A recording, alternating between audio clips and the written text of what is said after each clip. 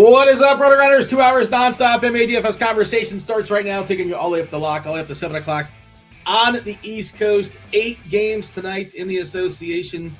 2 really, really good games. 2 really good games. Boston, OKC, Denver, San Antonio. Wemby currently questionable. We also have 4 teams, 4 of the most fantastic teams in the league on the slate. A combination of 32 consecutive losses. Very, very impressive. It's what Memphis, Washington, Indiana, and Dallas. And 2 of them are facing each other. Dallas and Memphis, a combined 13 consecutive losses. Somebody's got to win. This is not hockey. Somebody's got to get a dub. Dallas versus Memphis. Memphis down to, down to 8, but then up to 9 because they did sign somebody in the middle of the day. A person named, they created him in the afternoon, Tyler Burton. I expect he's going to be playing some basketball tonight for Memphis. So that mucks up their stuff a little bit, but still they're just down to 9. Wemby currently questionable later on tonight. That is not national TV. It's Boston OKC. The back half of the prime doubleheader. First game is Philadelphia and Detroit. My UCF Knights are not doing so well. We're still rocking the UCF garb though. But going to take the L versus Arizona. Chop, what about the Cougars? I know they played at some point today. They started. Are you watching the game on the show? Is it later on tonight? So UCF is playing right now. Yeah. And UCF is in the Big 12. Mm-hmm. So any of these conferences, there's only one game at a time. They don't start. Okay.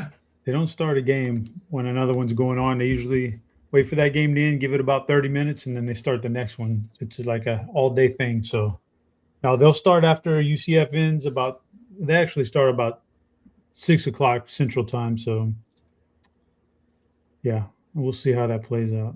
I mean, listen, UCF is hanging in there, man. It's not as big of a blowout as it was 27 in the first half, considering that they played in back-to-back games. Got dead legs, and Arizona's got fresh legs. This is a pretty valiant effort right here. They're scrappy, UCF. A little scrappy. Actually, winning yesterday probably put them in the tournament, if we're being honest. So we'll see. I kind of thought they were already in, but that was just some people I was talking to that probably have a UCF bias. So, yeah, hopefully they make an appearance. That'll be nice to see and get, whatever. If they get knocked out in the first round, so be it. Choppy, we mentioned Wemby is questionable. It's very, very late in the slate. Tyler Hero is still questionable for Miami, which is somewhat important, I suppose. He was out last game as well as everybody else, as far as their key players, Wiggins and Powell. We saw Bam do his thing, dropping 83. He dropped all the way up to 9.9 on DK, by the way. Pretty big spike as far as asking price. Not as dramatic over on FanDuel, but, the story of this slate is going to be Memphis, right? Because they're down to 9. They're still pretty cheap. You got to play 5 at all times. That's just how that goes. Can't play less than 5 players. So 26 minutes on average and change. If you add in the ninth person is what? Tyler. In chat, they're saying, no, it's not the guy from Fight Club. That's Tyler Durden. This is Tyler Burton, who I think, was it 26 years old? And was it Vanderbilt? Does that sound familiar to you, Chop? He's not any sort of prospect. It's just Memphis is actively trying to lose. They're leaning in. They signed Taj Gibson, and they're still furiously trying to get in shape to play a game at some point, which might never happen. But, yeah. Are you aware of this person, Tyler Burton? I know you're going to watch a lot of college basketball. It's been a while since he's played, though. I do watch a lot about, and his name is not familiar. When you first said it, I was like, Marcus Burton? He's from Notre Dame, but I think he's still playing. Tyler Burton, I'm drawing a blank, so I don't know. I don't know about Tyler. Let's see. Did I read this right? Let's see. Where did he go? I thought it was Villanova. Okay, Villanova. I got V, I guess, in my head. I was thinking Villanova he played for. And Richmond, the Spiders. Still nothing. He's still, 6'7". He's 26 years old. Again, not a prospect. They're just looking for a live body that's not very good at basketball, and that's what they picked. They found their man. They found their man. Just pick somebody out of the crowd. Make somebody's night. And why not? Why not, man? Why not? Sign Zebo. What's Zebo doing these days? The fans would like to see Zebo. How good would that be? Bring him out. Like, what's the difference between signing Taj Gibson and signing Zebo? Honestly, you think I'm being sarcastic? I'm not. Let's sign Terrell Owens or Chad Ochocinco. They claim they can still. Randy Moss. Yeah, Randy Moss. Why not? They claim they can play some ball. Let's give them a shot. Yeah, Randy Moss and Jason Williams back in the day in West Virginia high school apparently was a thing. But 8 games tonight. We're going to dive in here and talk about it here in just a second. I did mention, the big one is Wemby. I assume Wemby's playing. I just kind of assume he's good to go. Awesome matchup here, of course, Wemby versus the Joker. Joker playing the back half of a back-to-back. Although he wasn't pushed terribly hard last night, Denver. It finally caught up with Houston. That was the 5th game in 7 nights, and Houston just got absolutely hammered. They looked like a team playing their 5th game in 7 nights. Denver just absolutely shellacked them. 2 teams in the back half of a back-to-back. It's Denver and Orlando. Front end. There are 6 teams in the front end. That's Phoenix, Memphis, the Pacers. So shenanigans. Well, there already was going to be shenanigans, extra shenanigans for the Pacers tonight. Detroit, Dallas, and Chicago. We're not talking about, I have Chicago written down. We're not talking about Chicago. They're taking on the Lakers, but that's a 10:30 game. 10:30 start time, and that's too late. That's too late for everybody. DK FanDuel says, no, we're not going to mess with the Lakers and the Bulls. Yeah, general thoughts as far as a slate before we dive in. What do you got for me, Chop? Anything you're monitoring as far as a most important injury? I guess Wemby's a big deal. Sure, yeah. I just kind of assume he plays, but I don't know that for certain. How you think? I don't know, Dean. I don't have no general thoughts. You say they're all big. Everything is big. Big injuries. Everything's big. If Cam Spencer gets ruled out, that's big. That's one less body there, and somebody's going to crush. People are going to crush for. De'Aaron Fox gets ruled out. That's huge. If Wemby gets ruled out, that's huge. I go all the way down to Andre Drummond, who's questionable.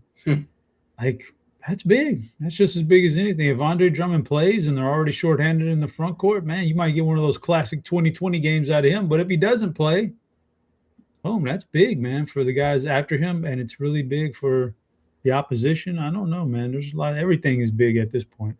He's been so dreadful of late, Drummond. I know it's a revenge game. He's dealing with that back. Maybe he's legit hurt. But he's been really, really bad if you watch him. And if he goes bye-bye, of course, Embiid's gone too. They're big dogs. That's the other part of this slate. There's like 4, games that are double-digit lines. Detroit being the first one we'll talk about. Atlanta monster favorites versus Brooklyn. What was the other one? Yeah, well, Miami's only a 6-point favorite. Washington. Washington's a 15-point dog versus Orlando. And then Phoenix, a 10-point favorite versus the Pacers. Pascal not playing tonight, not surprising. They actually have Zubac questionable, which is that was interesting. Who knows if he plays, but I'm sure if he does, he will not play full minutes. But yeah, if Drummond goes bye-bye, I suppose somebody amongst like Watford or Barlow or maybe Walker would do something for Philadelphia. Or they might just lose by 90. No, not going to lose by 90. They might score 90 and lose by like 30. Jalen Duren's a really interesting play, especially if Drummond goes bye-bye, but he's not going to be played basically at all. You mentioned Fox. I don't think Fox is on the injury report, Chop. Where did you see Fox was hurt?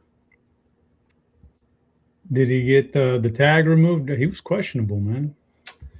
If he was, I did not see it. And yeah, it's just Harry Barnes, a questionable for San Antonio. Lindy Waters, the third, that is questionable with his illness.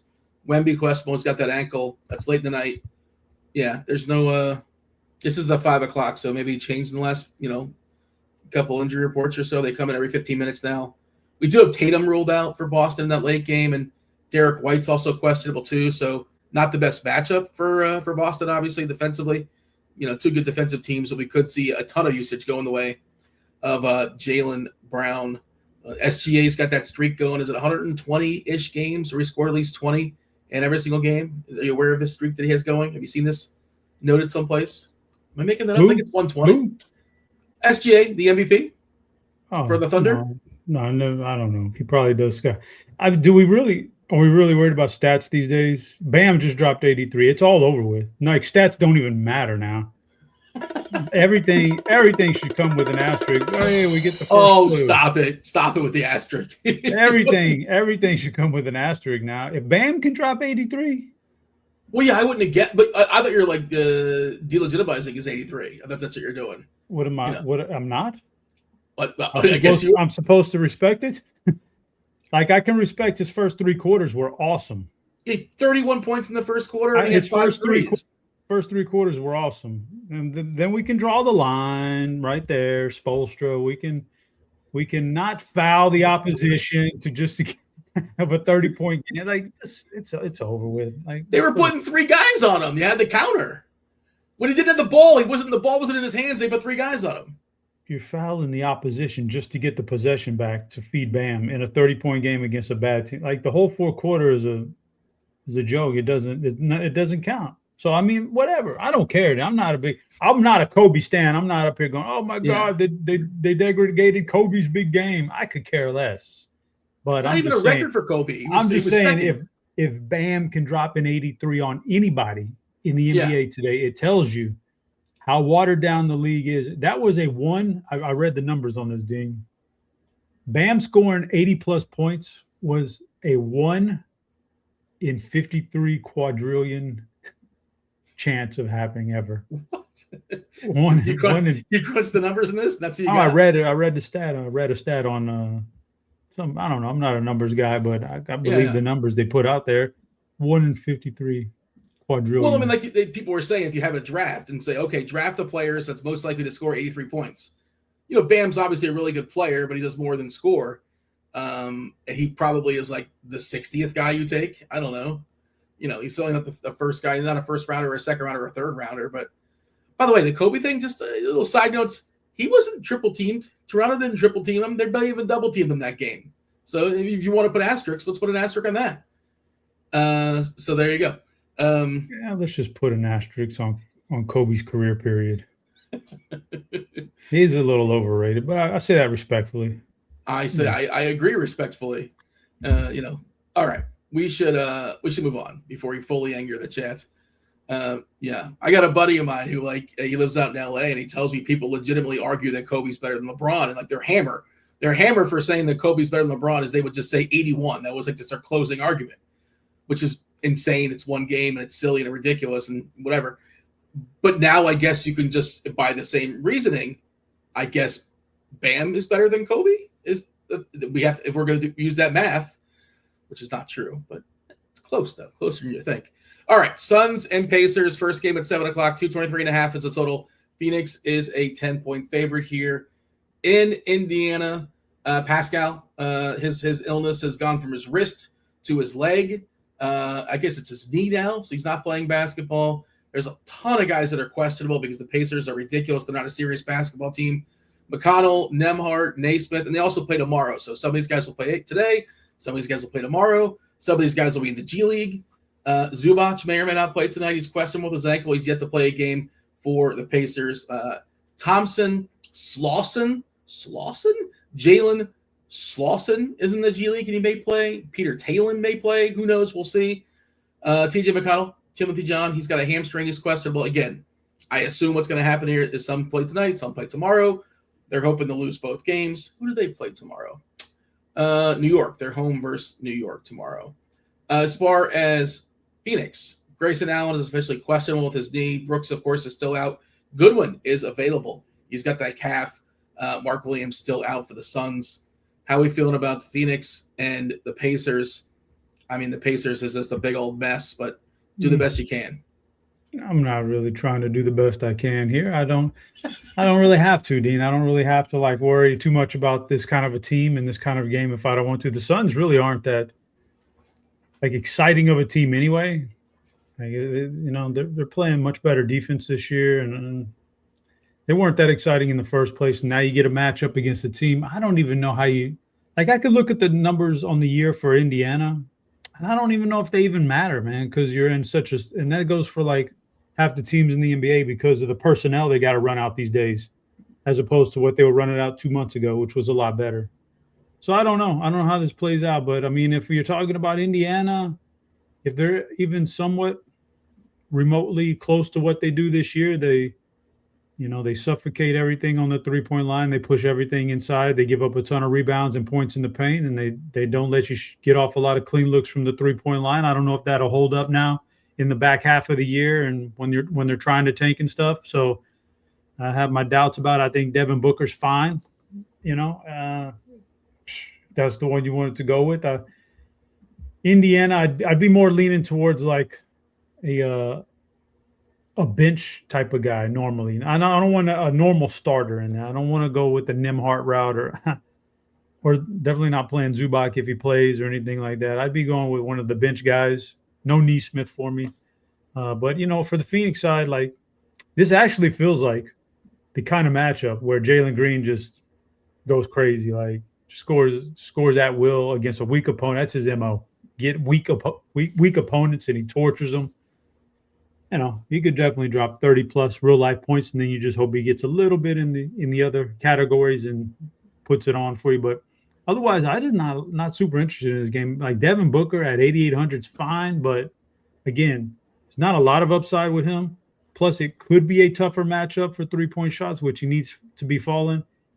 And some people say he doesn't possess a big ceiling anyway. So, no, I'm not sure I'm in on Devin Booker. I'm probably more in on Jalen Green, and then on the run back, maybe you get away with a Jay Huff or a Jarris Walker or something like that. But otherwise, not a super intriguing game, in my opinion.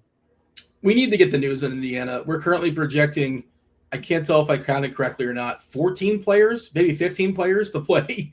I mean, there's a lot of head stuff going on here as far as our Pacer projections. And again, I promise you that some of these guys are going to go away. Well, I shouldn't say I promise, but I feel very, very confident that some of these questionable guys are going to go away. Some of these guys, it's going to be rest today, play tomorrow, and flip it, that kind of thing. Like we're giving Slauson 6 minutes. We're giving Thompson 4. Those guys may not even dress. By the way, first clue for Fleet Thursday. The first clue is scrolling right now. It is Champion Chop. Champion, keep hitting that like button. The next clue will drop once we get 16 more likes, I believe. We're seeing that in the chat. Champion is the first clue. Get the Discord channel. Tell me who I'm talking about. What athlete? RotoGrinders.com/Discord live stream chat channel. Be the first to do so, and you get yourself a week free. RotoGrinders Premium. What do you got, Chop? I'm raising my hand. I need producer Steve to chime in here and let us know if he cashed out yet, because Tennessee made a furious comeback and they're up by 7 now. I started the show, so I didn't hit it. So no, I didn't. They're on literally a 19-0 run. Massive run since they were down by 10, and he said he was going to cash out.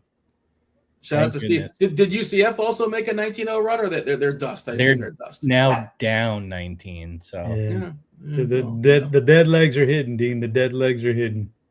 Just getting news, but Zubac will make his debut tonight for the Pacers. I can't imagine he plays a lot of minutes. We saw what they did with Obi Toppin. Obi Toppin starting and just going bye-bye really, really quickly. I'll see what the projection team does on Zubac, but and there's going to be more stuff to kind of sort through. But overall, just on the whole, I just don't think I'm interested in the Pacers, just like as a general thought, unless like a bunch of guys get like knocked away. And I think it's just going to be, just enough where I'm not interested as far as the Pacers. And to your point on Green, right? His usage has been really, really awesome of late. This is the game log usage: 31%, 33, 30, 29, 32, 32, 31, 31, 34, 40.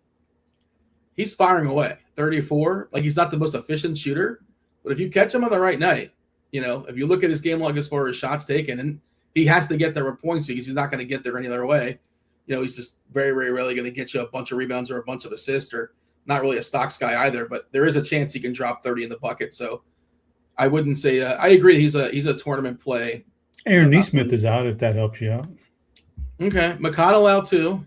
Okay. Nemhard in. We'll see what our projection team does, but they still might have enough live bodies. We'll circle back and see what happens. But yeah, they just knocked away TJ McConnell. They knocked away Naismith. Nemhard officially in, Zubac in. But yeah, we'll just circle back. Okay. Let's talk about game number 2 on the slate. It's the Wiz. Washington taking on the Magic. This is the Harry Potter game. Everybody loves that one. 233.5 is the total. Orlando is a big boy favorite. They're 15-point favorites at home, despite they're playing in the back half of a back-to-back here versus Washington. Who's out? Bub Carrington officially good to go with his hip. And for Orlando, nothing really new. Anthony Black is out. Franz Wagner is out. Nothing else new for Washington. Saar is now back in the rotation. Yeah, Wizards, Magic. We love playing people against the Wizards. You got to spend a little bit to get guys like Bane. Bankero is certainly going to cost you. It certainly feels like the threat of a potential blowouts, or maybe you don't get a ceiling game. How are you handling Orlando and Washington? This is interesting, Dean. This is very interesting because you may want to say, hey, man, if Bam can do it, hello, Bankero might go for 85, right? But then you say, will Washington try to come out and actually show some pride here after that just embarrassment? I don't know, Dean. I'm at odds here, but I do think just in general, Bankero is a good play. I think Bane's an even better play because he's cheaper, and yeah, he could crush easily. I mean, just about any of these guys. Suggs, you never know. Wendell Carter's cheap enough. De Silva, no, thank you. He doesn't get that kind of a game. Javon Carter, no, like not on that. But Bankero and Bane for sure are right up there. I think you pick one and hope that they have one of those massive games against a bad team that's not even competitive right now. So, and on the flip side, there's definitely nothing I want on the Washington side. But Orlando, yeah, man, I think you got to take a shot on one of these guys, and because we see what the ceiling is just about every night against them. Somebody goes off. And Dean, I just also want to point out that barring like 3 turnovers, I'm going to hit my 3-team prop on underdog for college basketball. There you go. Big, I needed that one bad. I loaded up on that one, Dean. Yeah, got my 3 guys. Last one was Burries from Arizona against your UCL. I was playing the dead leg game, and I got a quick 7-point spurt out of him in the second half to get there. So nighttime action. I got some nighttime action for you. Well, I mean, how many likes do we need to get your plays? We can't even get clue 2. What are you talking about? Give me. The people slowly progress. They trickle on in, you know? When we get to 50 likes, I'll give you a prop. When we get to 100, I'll drop a 3-teamer for you. Okay. There you go. That's also when clue number 5 gets dropped as well, I think, at 100 likes. Yeah, so, by the way, how many more points would Bam have scored if Trae Young was playing defense? Would he beat Wilt, maybe? Think he would have got the 100? I don't know, man. Somebody might do it against Washington this year. They keep playing like this. Like one of these good players, like an actually good player might do it. What do you mean an actually good player? Don't be ridiculous. Dean, are you saying Bam is like an elite offensive player in today's NBA game? You didn't say then. He's – no. Okay, I'm not talking about all-around game. Yeah. Like, he's not the most elite offensive player. I'm about scoring 100, which is why I'm looking at Bankero going, whoa, you know what? He actually can – that's all he does is offense. His defense is the one that's limited, and I don't know, man. But then again, Washington may not be down for that tonight. They may say, no, thank you. We're going to do something different here. Oh, clue number 2. Here going down. Clue number 2 is box. So champion and box. Get in that Discord channel. Let me know what athlete we're talking about. I've not looked to see if anybody's got it just yet. It's not Tyler Reddick or Kenny Walker, Cheryl Miller, Paul Pierce, Travis Kelce, Muhammad Ali, or Tom Brady. There's more guesses coming on through. 1 guess per clue drop. Are you stockpiling your guesses, Chop? It's not Dennis Rodman. Is that what you're doing? You're stockpiling them up because you've yet to play along, but that's fine. I just find that unless something jumps out in the first clue or two, why waste I can't waste my pick because it's like so random. Like, I don't know what box. Do you mean boxing? Do you mean put in a box? Are you trying to throw people off? See, I gotta have some more clues to try to know. These early guesses might be sometimes they're futile. But Obi Toppin also out. So he'll probably play tomorrow. Zubac won't play tomorrow. I assume that's what they're doing there in Indiana. I guess that kind of makes sense, I suppose. Just wanted to note that. So three guys that were going to get some minutes for the Pacers are ruled out, but we're going to need some more news coming on through. You mentioned Bane and Bankero. When you consider salary, who's your preference amongst the two? Bane because the salary and because Bam was the inside guy. I just don't know that they let another interior guy do that. So maybe Bane gets hot from the 3-point line and crushes this one. Maybe Bane goes Bam for had like 6 threes in the first quarter. Yeah, he was crushing there. He was crushing. He was doing well. But I mean, generally speaking, Bam is like, the Bam got to the 80-point mark. Wasn't half of it was at the free throw line, right? Wasn't it like 36 or 43? I want to say. All legitimate fouls. I watched every one of those. I just don't know that they do. I just don't know that Washington lets that happen again. So maybe all of a sudden they can feel shame, like what they're doing, just trading for players and just not playing them. They don't feel shame. Well, as a player, not as an organization. Who cares? You don't have a soul or an ego as an organization, but as an individual, if you just let Bam get 83 on you, you're probably sitting there tonight going, "Oh man, no, I'm not. That's not happening." Even if I have to. And I don't say this like I don't condone fighting, but even if I have to fight somebody, that's not happening again. Did you mention Carter? How do you feel about Wendell Carter? He seems like a pretty good point per dollar play. Just an inside presence against a super weak inside team, but he's just not really built to they really have to force feed him and somebody has to walk up to him and nudge him and make him, hey man, just keep shooting, Otherwise, he just kind of gets lost in the shuffle because he's not a top 4 option, top 3 option or anything like that. So he's fine if they force him to shoot, and he'll do all right. If he just stands around and watches, he doesn't. The matchup really doesn't matter for him.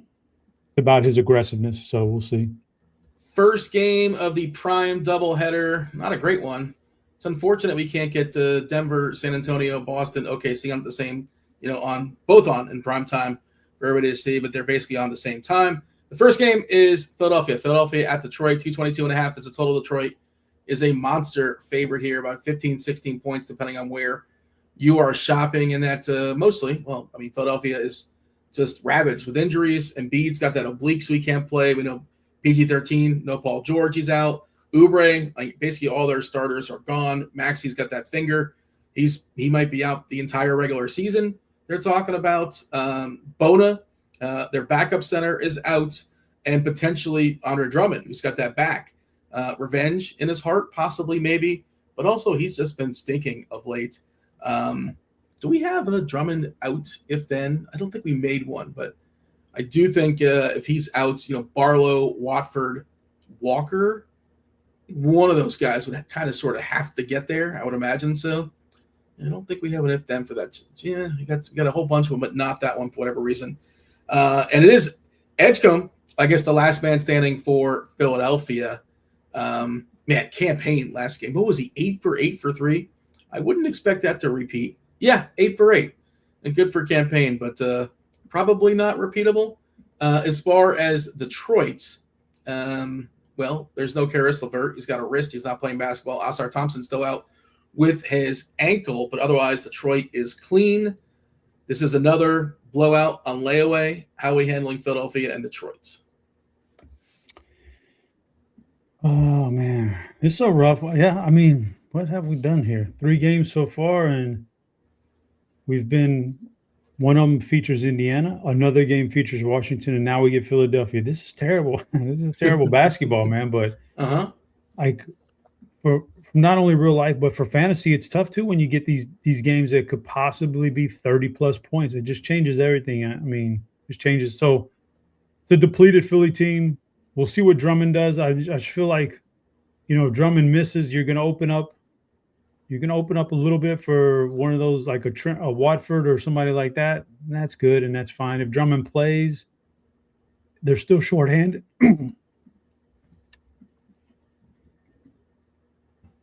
Still shorthanded in the front court. So maybe he gets a little extra run. You never know. Don't expect the Campaign repeat. Edgecombe is up to 81. Quinn Grimes up to 74. Maybe a low dollar shot on Jabari Walker, not only getting some playing time, but reaping the benefit of the injuries and getting like the 30-point blowout run. Maybe you get all that. So I could go that route. Detroit is just tough, man. Like, they're going to blow this team out probably. I don't know how much you want to, how much you're going to play your star players.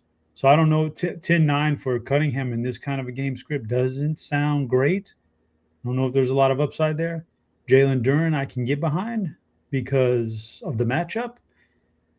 And who else is there, Dean? Like Tobias Stewart doesn't set off fireworks in 2026, and Marcus Sasser or Duncan Robinson. Jesus, man, what the fuck? I'm struggling, Dean, and you ain't jumping in to help me out here, man. I was doing some math. I was trying to figure out. I'm trying to figure it out because Andre Drummond, and I think I did this correctly, since coming back from his injury in the last 6 games or so, he's played 84 minutes, and he's got 15 fouls. He's fouling every 5.6 minutes. I'm telling you, I've been watching him. I don't know if you ever heard like Charles Barkley talking about some of his teammates who would intensely foul just to get out of the game, either because they're getting worked. One guy, I can't remember who he said, one of his teammates, he was just getting booed. He didn't want to get booed. And when he's not on the court, he's like, he doesn't get booed. I'm not saying he's deliberately fouling per se, but it certainly seems like he is. And I've been watching him play. And if he's a chalk play, which he may or may not be, it seems like he projects pretty well. I'm just concerned that this guy's going to go out there and just foul too much. And also, Duren's certainly a guy that's not afraid to mix things up. Beef Stew's not afraid to mix things up. I don't know, man. I do not like Drummond chalk, just kind of the recent form he's been in. Chop, I think I filled enough, but yeah, and if Drummond's out, I want to see how projections go, but I feel like Watford or Barlow would be pretty interesting. And again, the other side, I do think Detroit wins this game. If you're going to, by like 15 plus, I kind of feel like those one's going to blow out. You also combined Tobias Harris and Beef Stew. I didn't want to stop you on that one, but I don't want to play Tobias Harris or Tobias Stewart or even Isaiah Harris for that matter. I think I'm mostly ignoring Detroit and just hoping this game blows out. And my eyes are on potentially a Philadelphia big if Drummond is out, and that's kind of where I'm at in this game.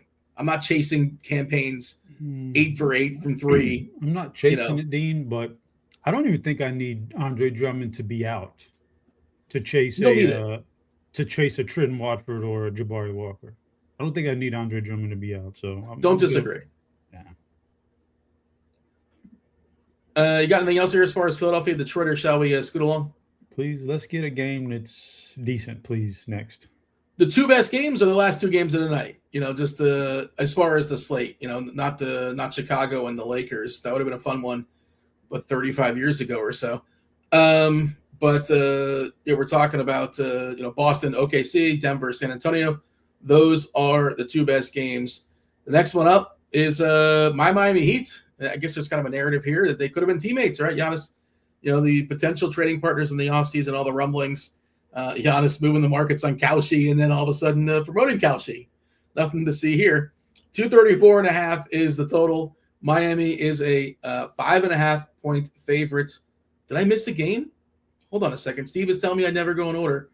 Oh, is there another game at 7:30? Yeah, I just go by the schedule. I go by the RG, our RG starting lineups page, and that's the first one listed for Milwaukee taking on the Heat. 234.5 again is the total. Giannis is such an interesting conversation. I'm curious to get your thoughts. We'll kind of go who's in, who's out. Alex Antetokounmpo not playing tonight. KPJ officially questionable. Bobby Portis also questionable. Jericho Sims questionable. We saw Ousmane Deng actually had a pretty good game last time out. And if those guys, especially if they lose like Portis and Porter, those guys can certainly boost Ousmane a little bit. Miami without some key pieces. Hero's questionable. He, of course, wasn't there last game. And, it was the old perfect storm of Washington being terrible. And Jovic is still out. And Kel'el Ware is back. We got Kel'el Ware. Superman's back with his shoulder. He's good to go. But Wiggins is still out with his toe. He's got a big toe. It's on his left foot. So he cannot play basketball. And Powell's got that groin. So he cannot play with his groin. Yeah. Giannis, in theory, is he not going to get played? I don't know how to project him. He's not been good since coming back by his standards. But they're playing him like 30 minutes or so. They're not going to max him out. There's no reason to play him anywhere beyond that. I should have stopped right there. There's no reason to play him. That's it. They're not going anywhere, but I guess you play him just because he's paid to play. But, presumably he's probably going to get moved in the offseason. I don't think he's signing a long-term deal, and next year's his last year. So They probably maybe get a lame duck in the middle of the year, but yeah. How do you handling the Bucks and the Heat? Are we chasing Bam? 9-9 on DK is just that's too much. He's more playable on FanDuel, where I think he's 9-1, more palatable. Bam? I don't think I want to chase that regardless. If Hero's out, I think he's a little bit more appealing. First of all, I think we're probably over 50 likes, right? I don't know. Confirmation from Steve. Steve's on top of this. If we're over 50 He'll likes, let us know. Okay, we're over 50 likes. Let me give you a play for tonight, Dean, a little player prop for tonight. Okay. I don't know if I know it seems like a layup, but there's nothing that's here. Cameron Boozer for Duke against Florida State. I took the over 49.5 on Prize Picks Fantasy, but you can go points and rebounds too if you have that available and you don't have the fantasy of. Yeah, he should dominate the boards here, and he's always at the red, and they're missing some guys. And Cameron Boozer, the good Boozer, don't confuse him with Caden Boozer, who's not the good Boozer. Twins or just brothers? I mean, I think they're twins because they both went to do. This is both their true freshman year. They're both Carlos's sons. Yeah, they must be about the same age, if not the same. I think they're probably twins, but okay. I don't know technically if that's the case. But Cameron is the one who's going to go top 3. That's the one you want tonight, not Caden, Cameron. So that's that one, and we get a few more likes. I give you some more stuff to round out a parlay. But until then, let's talk about Milwaukee. I don't want Milwaukee players, Dean. I'm not touching Giannis. I'm not touching Kevin Porter Jr. Kevin Porter Jr. coming back is going to put a wet blanket on Dieng or Rollins, everybody. I don't want Miles Turner's been bad this year. Hard pass on the Milwaukee side. Don't want anything to do with that. I'm actually on the fade Bam tonight because, I just feel like this is not – I mean, I know it's narrative driven, but I can't play Bam after that performance. Like, I don't think they're going to, force feed him again. I don't think Milwaukee would let that happen. I don't think the coach for Miami, I don't think Spoelstra is going to make that happen. I don't think and I think Bam, played a lot. And Bam was gassed on that 83-point game by the end. I think he's probably a little tired too. So not playing that. I actually prefer Tyler Hero in this game, assuming he's healthy. I kind of like Tyler Hero to get off on this game. So that's where I'm at. And if he sits for some reason, then, we can adjust something else. But otherwise, that's the only player from Miami I even like with Khalil Ware back. I don't know. Kind of takes away from the whole fuck. Jaime Jaquez needs I don't know what, the perfect game script to go off these days. He just doesn't get enough time otherwise to really, or he has to shoot. Kind of want Hero out. If I go to Jaquez, I want Hero out. He has to have the perfect game script for him to go off if nobody's hurt. And Mitchell's not an offensive player. You got to rack up 7 steals with Davion Mitchell and Pele Larson. All that other stuff doesn't do it for me. So Tyler Hero's healthy. He'd be my guy tonight, Tyler Hero. I just see Giannis at 10-5, and that's, he's not a 10-5 player when it's Giannis, but he also hasn't been the guy he's been since, by his standards. He hasn't been great since coming back. Minutes-wise, since coming back from injury, 25, 26, 27, 32. And some of those are blowouts. So he got the 32 last game in a home blowouts. If you give him 32 minutes versus Miami, it's a tough matchup defensively. They're going to throw Bam on him, I'm sure plenty. I don't know, man. I'm a little bit tempted just because of the price. But the other part of me is there's just no way they push his minutes. But he could get there in 30, 31, I think. Just he's just sort of lurking in the pool. I don't think I make enough laps to get there, but I think it's an interesting thought for tournaments. And we're currently showing 4% on DK. I think that's too low. I think it's supposed to be higher than 4%. And on FanDuel, where he's 10-9, 6%. By the way, Dyson Daniels not playing basketball tonight. He's ruled out for Atlanta. Hero officially a game-time decision. Nothing new there. Kuminga is available for Atlanta. So no Daniels, but Kuminga is in. Day'Ron Sharp, season-ending thumb surgery. Okay. I wasn't aware of that, but okay. They sent down the rookie. Yamor is also done for the year as well. So Brooklyn, man, this tank off, it's going to be wild down to the stretch. There's some crazy things going on. It's going to be close. Yeah, I mentioned the 4 teams tonight, the 4 tanktastic teams tonight. have collectively lost 33 games in a row. Memphis, Washington, Indiana, and Dallas. Memphis, Washington, Indiana, by the way, 1, 2, 3. Currently, they're all on the podium. So, wait, hold on a second. I actually hit is that true? I don't know if that's true or not. No, that is not true. Yeah, I was simming the lottery out. I just ran. There's a sim button. Yeah, never mind. Indiana's the worst. Sacramento second. Washington third. Dallas is sixth. It's weird, Dean. This might be the one draft I say if you get the number one pick, you may do yourself a favor by trading 4 and getting the 2 or the 3. Yeah. I can see what you could get for just those guys moving up 1 or 2 spots, because I really do think that the top 3 is, who knows, man. They're all really good and stuff like that. But we need some more likes. Well, I think we need like 10, 15, 20 more likes to get another clue. I need another clue before I can take a shot at it. We're stuck on 2. Yeah, we're stuck on 2. So let's get some more likes, guys. I need another clue. I need to take a shot at it. I'm going to have three guesses built up. So I need another clue to get going there. Yeah, I want to give away some premium. It's not FVV. It's not Freddie Van Vliet. It's not Larry Fitzgerald. It's not Pac-Man Jones. Remember him? Yeah, but guesses coming on through in the Discord channel. That's how it works now. You hit the like button. That's how you get the clues. We don't just automatically throw them out there. But yeah, we're waiting for clue number 3 to come in here any second. Do not like to beg or grovel, just like them to happen organically. But I guess we have to. We got to prompt the audience to hit that like button. Just coming on through as far as Atlanta. That's next game up. It's Brooklyn. I know it's not right, Dean, but let me give you a little guess in the private chat. Let me give you a little guess just to break. Let me see here. There's a lot of ways I could go with this, but TJ's playing too. It's not Rugen Odor. No, it's not Rugen Odor. I haven't thought about him in a while. But most memorable for the punch, right? He got into a little boxing match with Batista.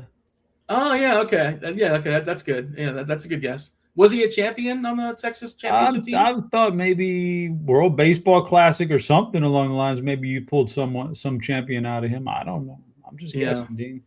I'm not certain off the top of my head. Maybe he was. Brooklyn is taking on the Hawks. Again, you ready for a chop? Another scheduled blowouts. Atlanta, 15-point favorites here. 226.5 is the total. We just lost Day'Ron Sharpe for the season. As far as Atlanta, we got the news that Dyson Daniels not available tonight. Kuminga officially good to go. Anything else of note for Brooklyn and Atlanta? Well, I'm scanning the injury report. I flew right past it. Yeah, that's it for Atlanta as far as anything of note. Yegor, we mentioned, is out. Oh, MPJ is out, which is a big deal. And Nolan Traore is resting on an island game because, he's a lot of work. He's tired. He's got to rest. Yeah, how you seeing Brooklyn and the Hawks? I don't know, man. Why am I supposed to see the Brooklyn the Hawks? How am I supposed to see it, Dean? Because this is not good basketball, and this is 4 times in a row. I've said 5 times in a row. So you're asking me to roster Danny Wolf along with 50% of the field. Is that what you're telling me? I don't know that I can do that, Dean. I'm just not sure. He projects pretty well.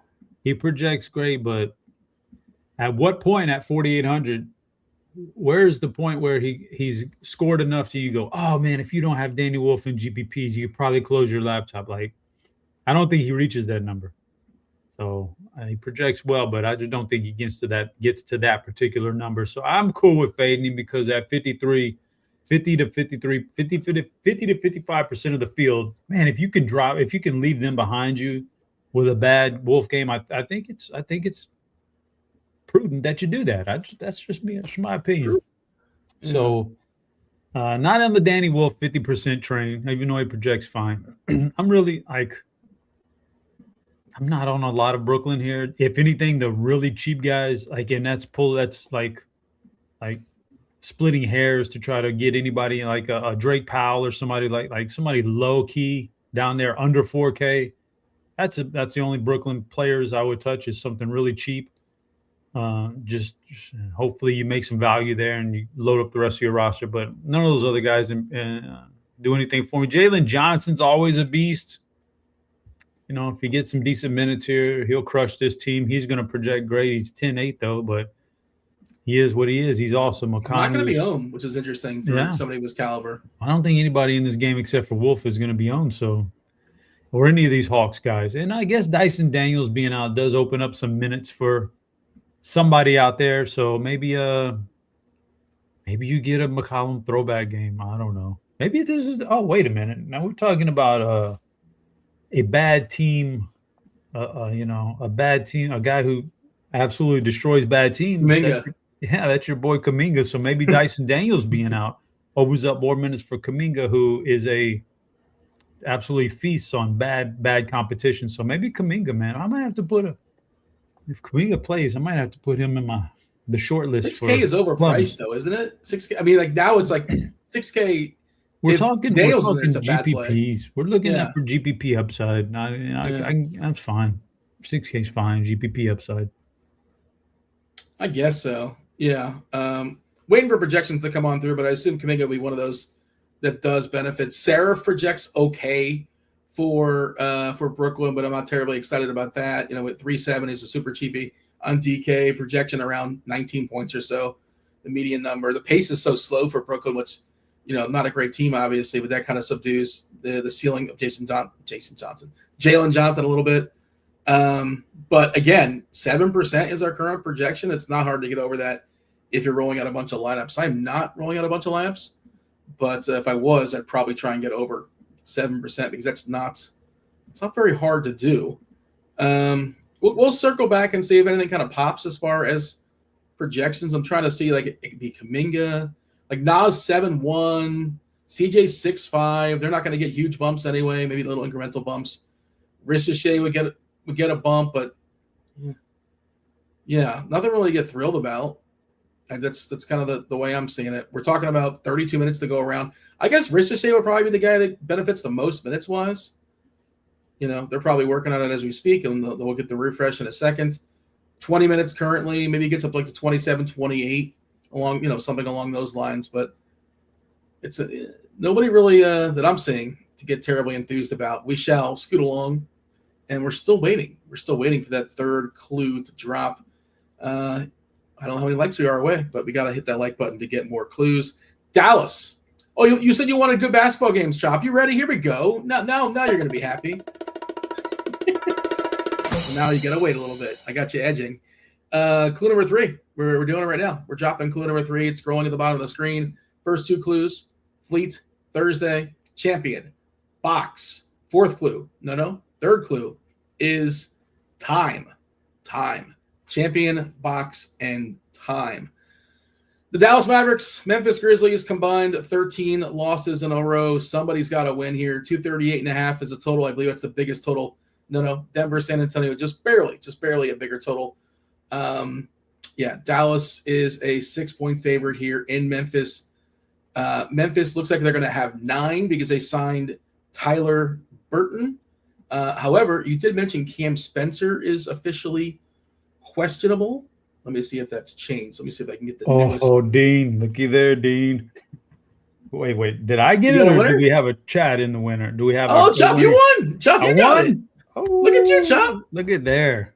Easy peasy. Oh, my God. Japanese. Look at you, man. Shout out to Chop. And nobody got it in the Discord channel? You want a week free of premium, or you want scores and odds? What do you want? Steve will hook you up.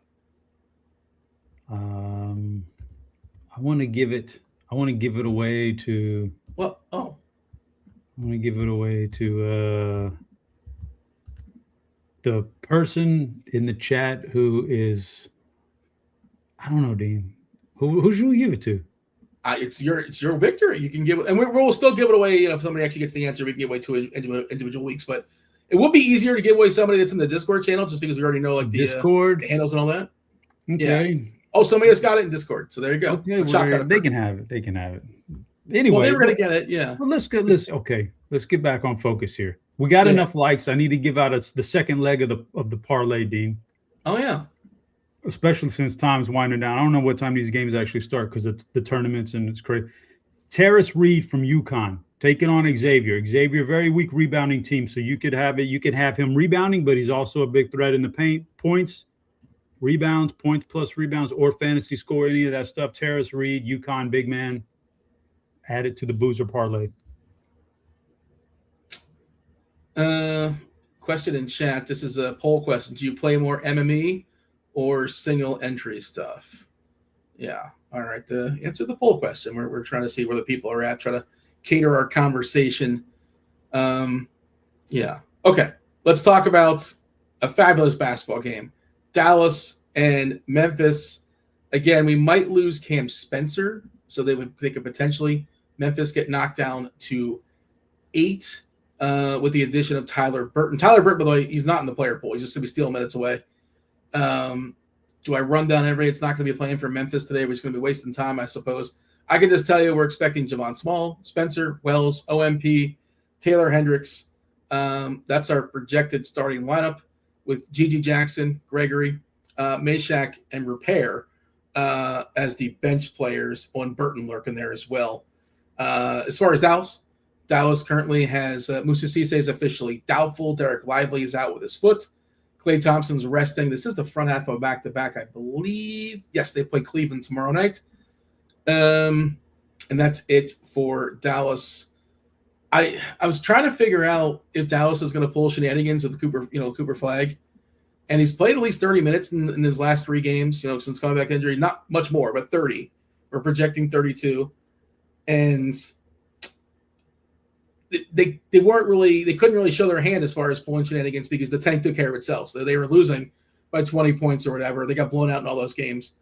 So it's not like they necessarily were in a spot where they can take them out if they happen to be ahead. But this does seem like a game where they're going to be ahead, probably because it's Memphis.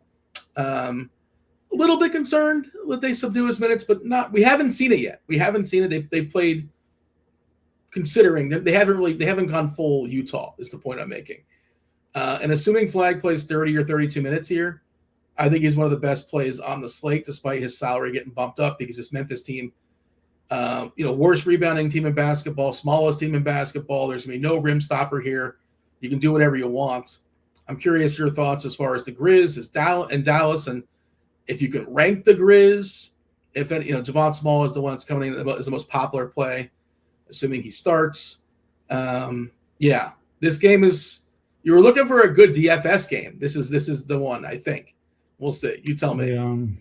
It's probably a pretty solid DFS game. It's pretty brutal for real life, but I'm a little torn on Cooper Flag. I'm with you. Like, great fantasy player, great player. Really curious to see how he gets handled when this game, is, out of hand, starting the fourth quarter or whatever it is. I don't know. Or if it's not out of hand, if it's a close game, I don't know, man. I don't know what they're going to do with Flag. So, but I do agree he's probably in a pretty good spot here. He's should dominate this game. He's Dallas's best player by a pretty wide margin. So he should get off in this game against a team full of G Leaguers. And so I do like Cooper Flag. I don't like any of the other Mavericks necessarily. On the other side over there, man, I like Javon Small a lot. He's just a good fantasy player. I thought I heard some music in the background there. Is that you? That was an airplane. An airplane. I thought that was some base hitting. Small is just good. Small can just put the ball in the basket. He's a scorer. Probably not going to be a good real-life NBA player in his career, but he's going to be really good in spots like this statistically, putting up numbers. So I do like that. Gigi Jackson, to a lesser extent, a similar thing. I think he's going to put up big numbers in spots like this. So I like both of those guys. I like Small more, even though he's big, even though he's highly owned. Like, here's the thing. He's over 50% and Danny Wolf is over 50%. Man, you can't – I don't think you can play a lineup with both of those guys. I think you're asking a little bit too much. So then you got to pick one. And I'm definitely picking Javon Small in that situation. I think you can officially. You can play both of them. 250% guys. Of course. 50% guys. Sure, you're playing with Giannis. You're going way off the beat. Now you're going way off the beaten. That's way off the reservation is playing Giannis. Yes, Giannis is like begging. You're begging for another 35-point game out of him. That's not going to cut it. And I don't think he has much upside these days. They're not going to play on Giannis very much. I think they play in 30 minutes. But go ahead. Prosper's fine. I don't really, Rupert's fine. I don't know. I'm just on the Gigi Jackson, Javon Small. I'm going to cut my Memphis ownership down. 2, maybe 3 at the most. So, but Small and Jackson jump out to me. Cooper Flag run back if you want to. I don't think it's necessary because we don't really know don't really know what's going to happen there. What am I missing? I missed this boozer bet. Can you let me know? Ways and Trails wants to know in Discord, what was the boozer bet? You're hyping up boozer before. What was the actual bet on him as far as the over? What do you mean? What I got? Betting rebounds, betting points. What was the player? Boozer, you could go points and rebounds, or you can go fantasy score. Okay. Like player props sites are going to have fantasy score. I don't know if you deal with a sports book. You probably got to do points and rebounds, but that's his thing. Points and rebounds. How much Grizz is too much Grizz for you, Chop? I saw earlier running some new stuff with the Atlanta stuff that 5. We had some lineups with 5 on DK. Of course, they capped you at 4 on FanDuel. I don't know if you've been a shell lineup just yet. If you're still kind of adjusting on the fly, if you're running MME stuff, you putting any rules in. What is the most amount of Grizz you're willing to play tonight? The most is 3, and I'm probably going to stick at 2. But the most would be 3. Like, that's the most, man. There's a lot of, like, we're dealing with, we haven't talked about a competitive game yet. It's just going to be a bunch of shenanigans. This is like a preview of what the last week of the NBA season typically is, but it's unfortunately, next month. Yeah, we're a month ahead of schedule, but it's going to be a lot of weird stuff. I mean, okay, maybe you want to get different. You're doing a bunch of lineups. You may want to set the whole lineup HQ maximum salary used at, I usually go, minimum salary. What's my minimum salary? I usually go like within $800 of, whichever site it's on, within $800 of the max. Maybe you set your salary to not be any closer to, on DraftKings, maybe you set it at 49.2 as your max. So you're leaving a lot of salary on the table, because I just feel like these weird players somebody's going to get off. A couple of these guys are going to go and do really well tonight. Grayson Allen officially out. We were talking about Green earlier. That doesn't hurt Jalen Green. I'll tell you that much. Grayson Allen being out. And we talk about his usage of late. Basically at least 28, 29. That's like been the floor, and he's got the 40 or so. If you want to, look, he's gonna be firing away. Is he gonna make them? I don't know, but he'll probably take about 20 shots tonight. Okay. Let's see. Circling on back to Dallas, Memphis. I'm getting 5 Grizz in the optimal lineup. You're playing cash games. 4 in the next one. 4. Yeah. Okay. So 5 or 4 in FanDuel. I'm getting 4 in the top 6 or 7 lineups that I'm making here. So they're maxing you out on FanDuel. So I'm considering like a game stack here, maybe 4 Grizz and possibly 2 Mavs, and I like Cooper Flag. And do you know the other player? There's actually 2 other players I'm considering playing on Dallas. Would you believe it? And players I never like playing, especially the one. Who's the guy that visits the locker room all the time on Dallas? Daniel Gafford. You're playing Gafford? I might. There's nothing wrong with that. Well, I might play Gafford, and if I'm not playing Gafford, I might play Bagley, especially on DK where you're getting a discount for Bagley, and they're probably both going to play about 20 minutes or so. And I mentioned this is the worst rebounding team in basketball. There's just no height there. There's no inside defense for Memphis. And Gafford's been pretty good of late. He had a big game versus Toronto. He had a big game versus Atlanta. And Bagley's another guy you can just, he's good at junk ball. This is his kind of game. He's awesome against inferior opponents. You talked about Cooper Flag being the best player on his team. He's the best player on the court in this game by a mile. He's 19. Who's this? I don't know who the second best player. I guess second best player is part PJ Washington, Middleton, maybe 3 years ago. But yeah, this Memphis team is terrible. Just really, really bad. Throw a throwback, Dean, to about a year and a half ago when I sat on the show here, Dean, with you, and I said, man, there's this kid named Cooper Flag. And he's participating in the U.S. The practices with the U.S. What were they doing at the time? The U.S. national team. Maybe it was the Olympic stuff.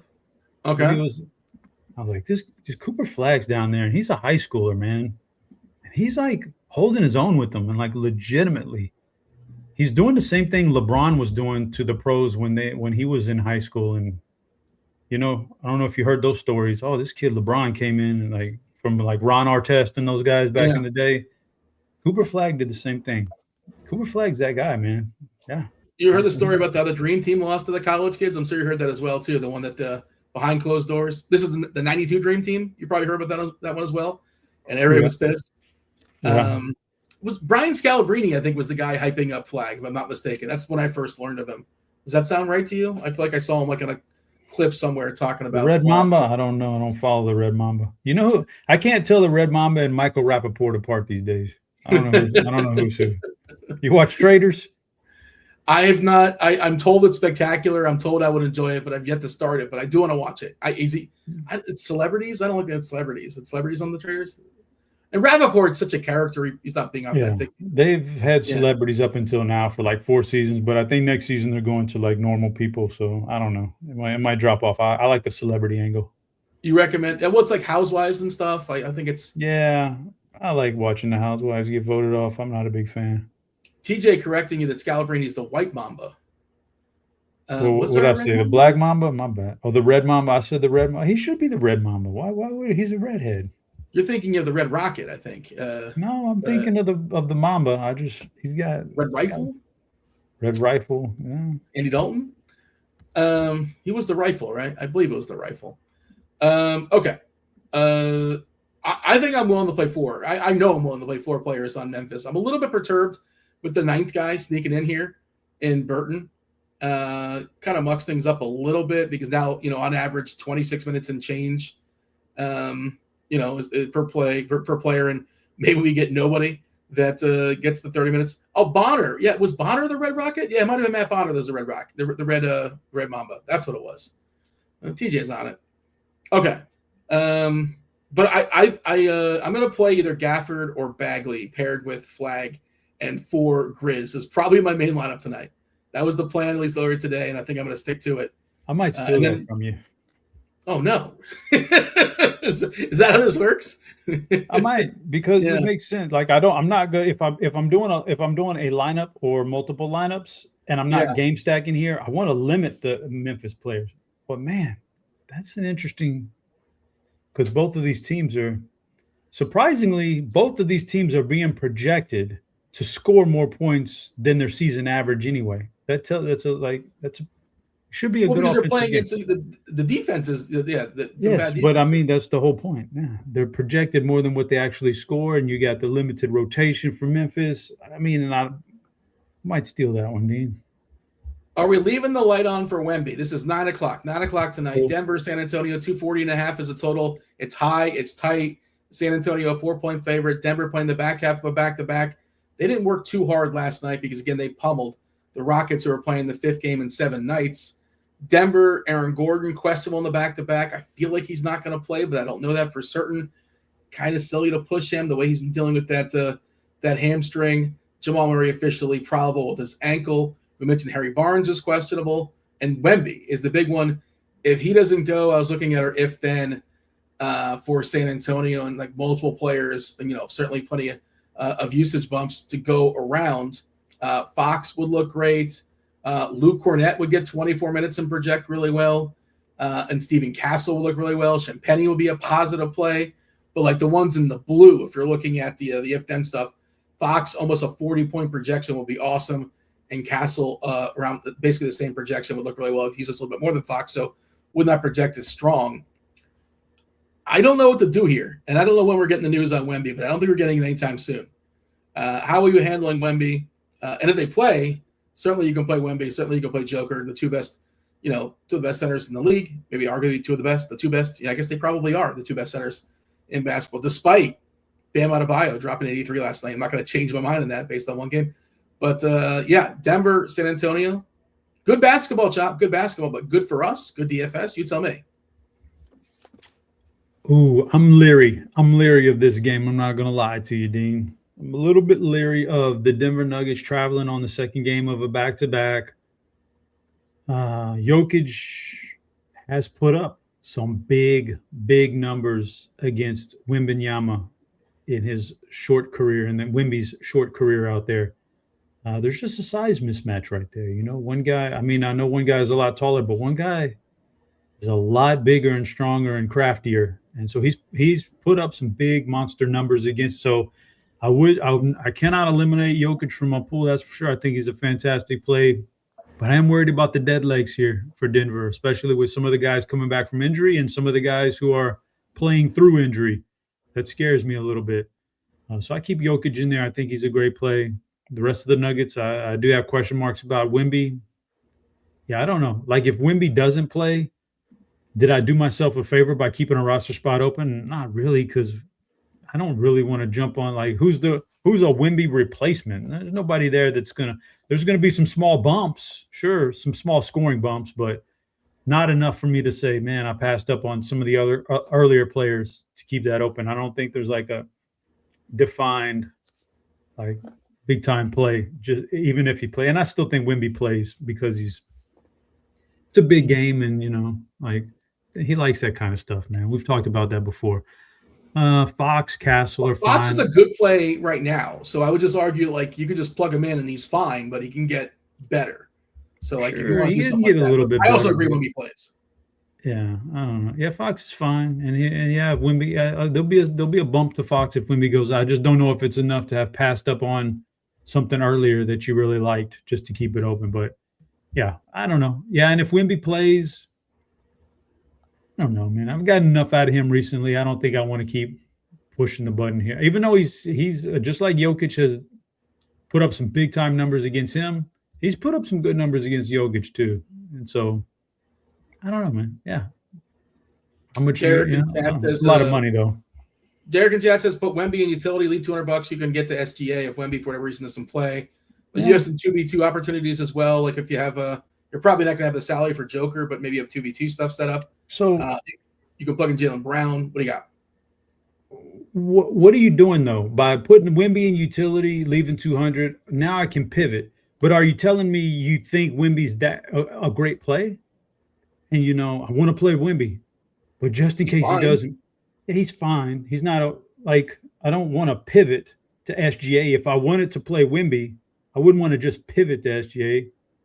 Like, is Wemby a better player at his salary than some of the guys that have Paolo Banchero at his salary in that matchup, or some of the other guys we've talked about? Because, I understand putting Wemby in utility and being able to pivot to another guy who, I mean, ideally you want to pivot to a guy from the same team. You want a 2v2. You want a 2v2.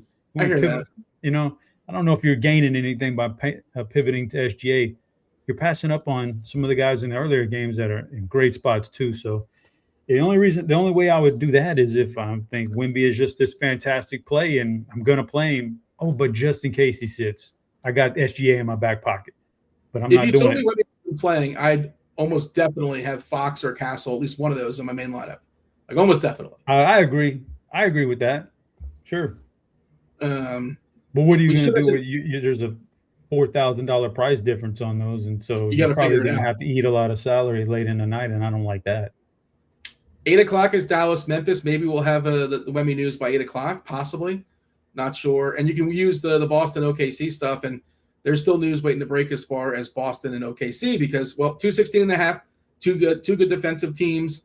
Boston is an 8-point dog here. They did rule out Tatum already. No Tatum, no Vuk. Of course, he's out. Shireman's available to go with his thumb. Pritchard's back with his neck. But White, he's got a knee, so he's questionable. It's possible we have the Jaylen Brown show. Big usage, bad matchup with Tatum being gone and potentially White being gone. OKC, Hartenstein's still out with his calf. Jalen Williams still out with his hamstring. That's the really, really good Jalen Williams. Boston, Thunder, back half of the prime doubleheader. What do you got for me? Kind of an ugly game here, Dean. I don't really like it that much. I know it's a good competitive game, and I liked it a lot better earlier, but I just kind of like falling. I don't know, man. I just don't like it right now that much because I'm looking at Boston and okay, so number one, Jaylen Brown, I played 2 nights ago in my main lineup on draft. My one line was the ref show. So that was disappointing.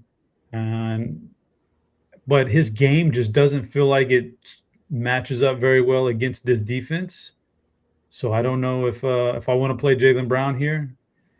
Derek White, I don't know. Probably matches up a little bit better with what he does, but don't know if I want to play him. or Pritchard. Pritchard's going to get attacked on defense if he gets in the game. I don't know if that limits him at all. Like I'm not in love with the Boston side at OKC against this defense. You got to be able to hit 3-pointers. I don't know if there's only a couple of guys in this lineup that can consistently do that. For OKC, it's a slow-paced, tough matchup against Boston, a pretty solid defensive team. They don't turn the ball over very much. You're not going to rack up a ton of defensive stats on them.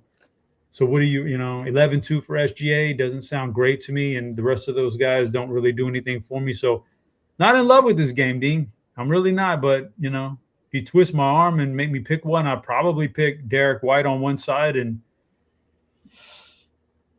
maybe I pick Chet Holmgren on the other side to hit some 3-pointers. But Chop, you don't want to get stuck with White, who's questionable. Is he good enough that he's worth putting in your lineup and he might not play? I'm not playing any. I just said I don't like this game. Yeah. But if you twist my arm and told me my favorite player for Boston in terms of looking at the overarching matchups is Derek White. How do you beat OKC is a Derek White style of player. Don't like him, not going to play him, don't like the question mark, but I don't like Jaylen Brown because driving into the paint against OKC and trying to hit mid-range shots is not the way you beat them. That's the way you kind of get canned. So shout out to you last year, by the way. I think White was your Plums play. He had a really big game. He did benefit somewhat with Jaylen Brown. He did. Getting the boot. We're all right, and though, also, dude.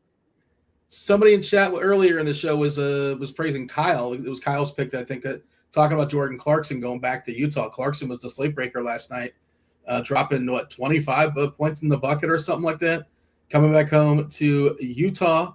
Hit that like button, do subscribe, turn on those notifications, do all those things. I do want to tell the people about today's Fleet Thursday. We didn't even get the fifth clue scrolling, but Chop, I want you to tell the people how you got there. We'll explain it here in a second before you bring in crunch time. They're coming in just a second. I also want to shout out Ballers in the Discord took it down. Chop, how did you get to well, you even did it with the last couple clues were throw and beef. Champion, box, time, throw, and beef. You beat everybody. You got yourself some premium. How did you get to I wasn't. Champion didn't do anything for me. It could be a ton of champions out there. Box really didn't do much for me because I was like, it could be a square box. It could be boxing ring. But when you threw time, now we're talking. Now my wheels are turning, and the immediate thought I had is Big Ben, time, a clock, Big Ben, and then I looked back at the clues and go, he is a champion. Box could be this or that, and then so that's where I got it at right there. But then throw would have confirmed quarterback can throw the ball, so that's how I got to Big Ben Roethlisberger. Yeah, beef, of course, Roethlisberger. You're going to like box. You're going to like this one, Chop. You ready for it? You know how we got box? So box is a famous line from a movie. What's in the box? What's the name of that movie? The 7 Deadly Sins, or what? I forget what the name of the movie is. It's 7. 7's the name of the movie. 7. Oh, 7. There you go. That was a totally out there clue that would have not helped anybody, but yeah, I'm glad. I just thought it was a fun clue. You gotta build. Once you should have gone box number 1 because it's just totally randomly off the board. Well, maybe Ballers. Maybe that helped out Ballers. I don't know, but that is today's Fleet. Ben Roethlisberger, champion, box, time, throw, beef.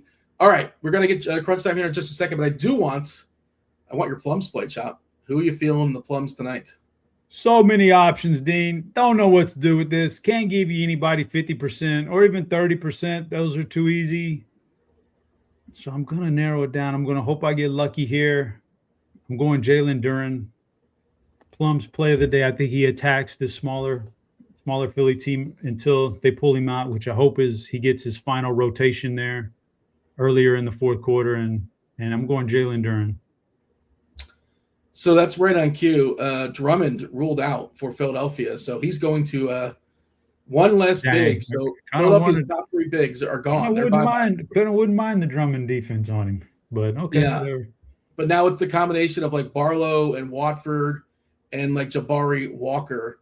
That's what we're looking at as far as Philadelphia. Did also want to mention Jalen Green. You hyped him up earlier. You sold me on him, actually. And with Loved the it. absence of Grayson Allen, his projection got a nice bump, and he's actually hitting some optimal stuff. All the Milwaukee guys are in, by the way. KPJ, the ones that were questionable, KPJ's in. Portis is in. Sims is in. All right, let's do it. We teased them enough. It's crunch time right now.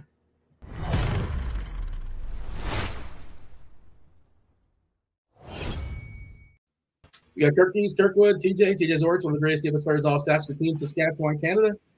TJ, happy Thursday. How are things? Things are good. Just adjusting to this new news here. We just got the projection update for Drummond being out, and we got some Watford absolutely popping like crazy now. So just kind of making some adjustments, playing a bunch of lineups today. So feeling good. Happy to be here. Maybe one less Grizz now. Maybe, no, not 5 for sure. Maybe knock it down to 3. We'll see. But I'm curious to see what the projection is as well for Watford. And somebody's got to do something for that Philadelphia line. You have to imagine. Although it feels like that game's going to be a hurting for the Pistons. Kirkwood, how we doing? All right. Yeah, what a terrible matchup too for them. How are they going to score? I have no idea. Don't know. Yeah, I'm doing well. Doing well. Chop, anything else before you step aside to make way for crunch time? One more thing, Dean. Breaking news. What do you got? Kyler Murray signs with the Vikings. Oh, is that good or bad? Get your division championship future tickets.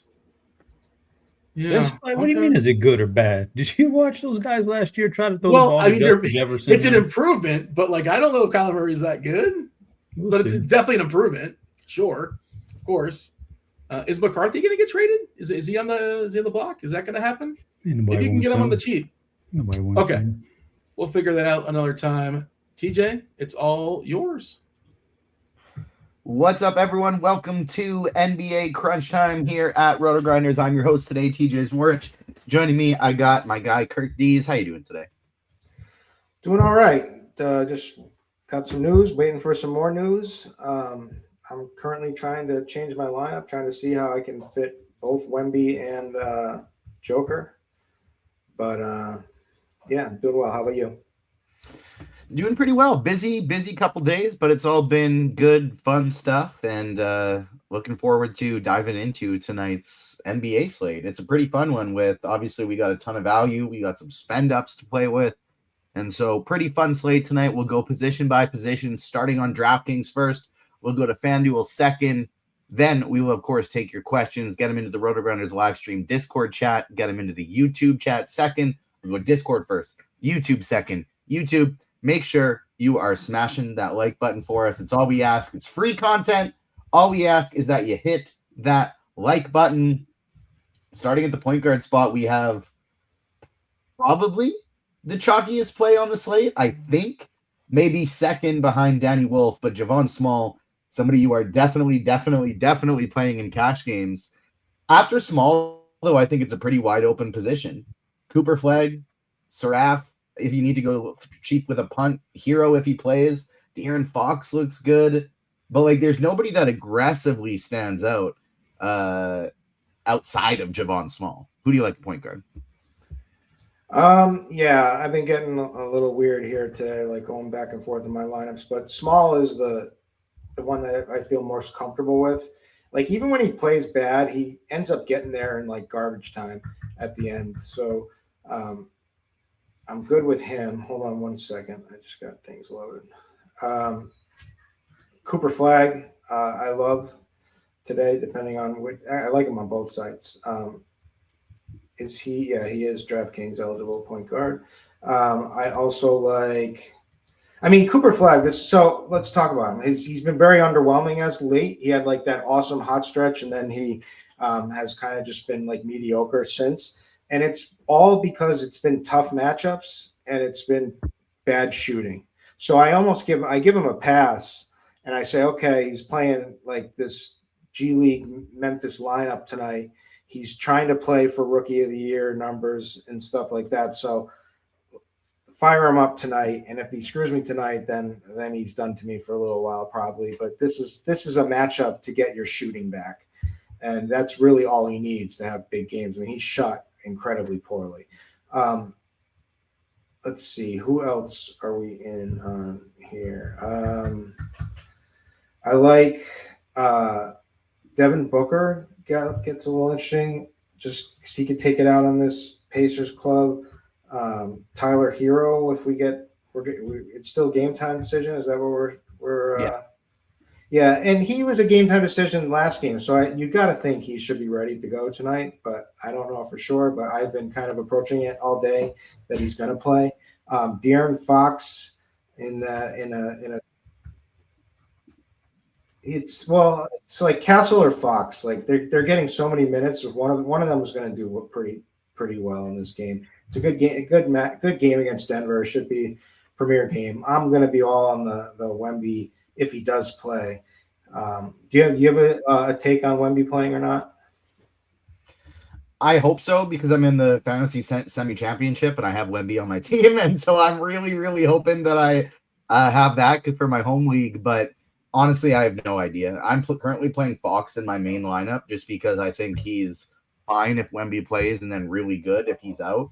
And so I do have Fox in my main lineup right now, but I'm honestly I don't have a lean either way on tonight, other than just like hoping, manifesting that he's in. Yeah, I'm with that. And I guess from another point guard that I think doesn't project the greatest is Jalen Suggs. But like if it's just all about matchup and what's perfect for him, I think he can end up getting a bunch of steals in this game and putting up points for his minutes. So that's kind of what I've been thinking so far. But there's so many plays at point guard tonight. Yeah, there really is. Let's transition over to shooting guard, where another player still listed as questionable. Cam Spencer is actually my highest owned play at the position right now. Highest owned for our projections as well. I'm playing a ton of Spencer. I am worried about the idea of him just being out, but I do think that like there's enough adjustments that it won't be that hard. I have a ton of other Memphis players.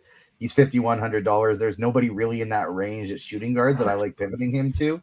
But there is De Silva, Jalen Wells, guys like that at the small forward position where he's also eligible. So I'm not super worried about it, but I am playing a ton of Cam Spencer right now. Might bump it down just a little bit because I have like 40%. But that's going to be my main guy. Second is Desmond Bane. Think he's cash viable, but he's also great for tournaments.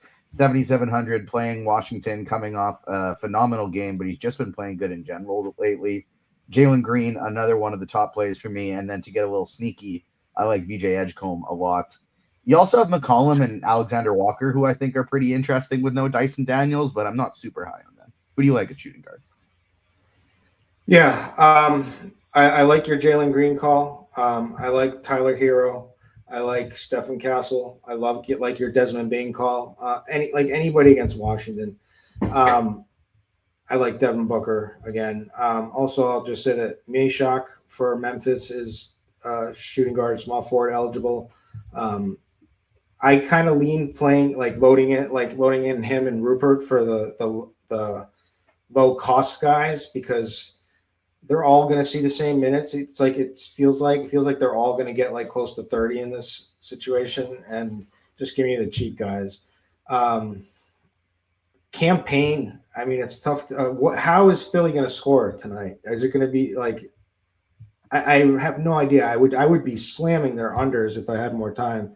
I would log in and slam the unders for the 76ers points total. But Campaign lit it up last game, and he's always been a scorer. 6K is a little tough, but I think he's certainly playable. I love your CJ call. I think he gets a big boost with Dyson Daniels, and then that's all I need to do on DraftKings here. My most recent run gave me 60% Trendon Watford, which I don't want quite that much. That is a lot of Trendon Watford. Don't think we're in need of quite that much. So going to bump that. He's my favorite Sixer. He's my favorite Sixer, though. He's my favorite Sixer too, just not 60% favorites. Had to bump that down a little bit. But switching over to the small forward position, you can play Cooper Flag here as well. Ryan Rupert is going to be one of my highest owned plays on the slate. I have like 45% of them right now. Guy who could play in a close game or a blowout. I like him a fair amount. Bane you can play here. Green you can play here. Basically, other than Ryan Rupert, it's everybody we've already talked about that are the guys that I like. Yeah, so it's Bane, it's Cooper Flag.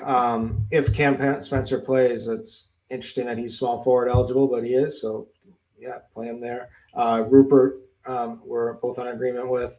Jalen Green again, just a lot of the same names. The only one I would add for a cheap, disgusting, gross play, well, I'll say the good play on the Pacers first is Jarris Walker. I just think he's really good, and I think he could do a lot of damage against this Phoenix team with everyone out that who's been ruled out already for the Pacers.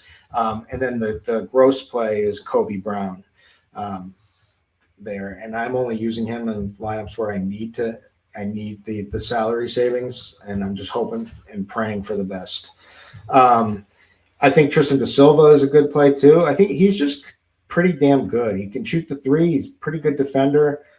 He can drive a little bit, pick up a few assists here and there. I think he's just a pretty good overall solid player.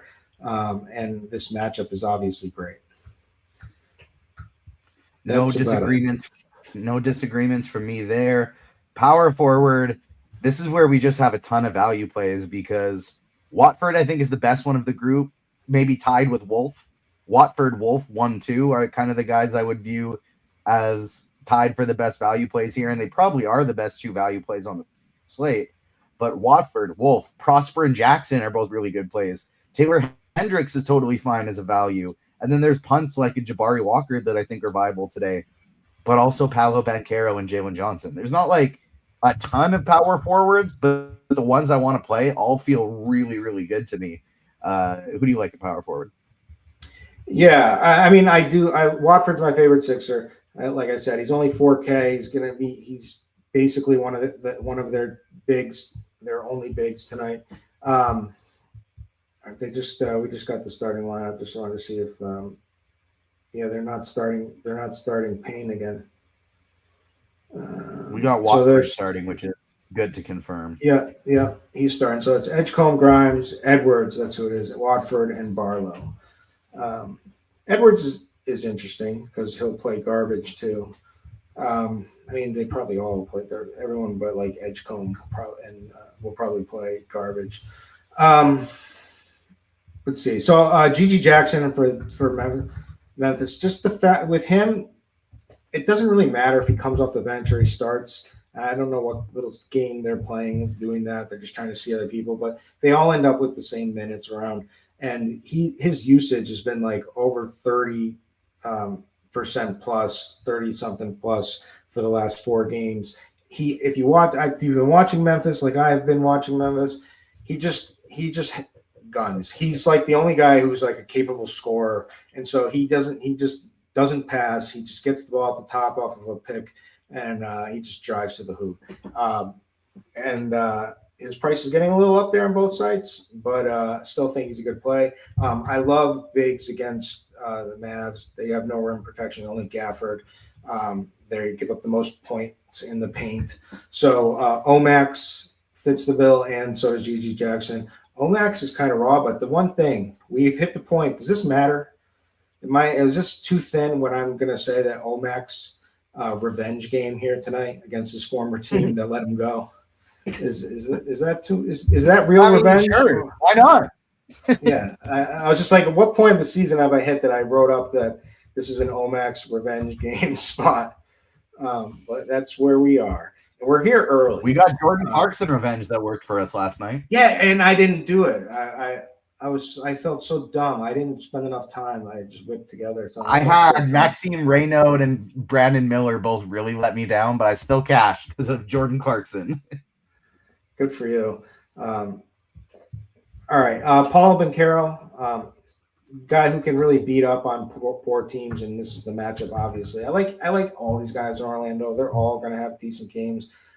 They all have potential ceiling games, but it's tough to pick out which one against Washington. But like I said, I like Bane. I like Banchero. I like Wendell Carter Jr. if you need him at the center.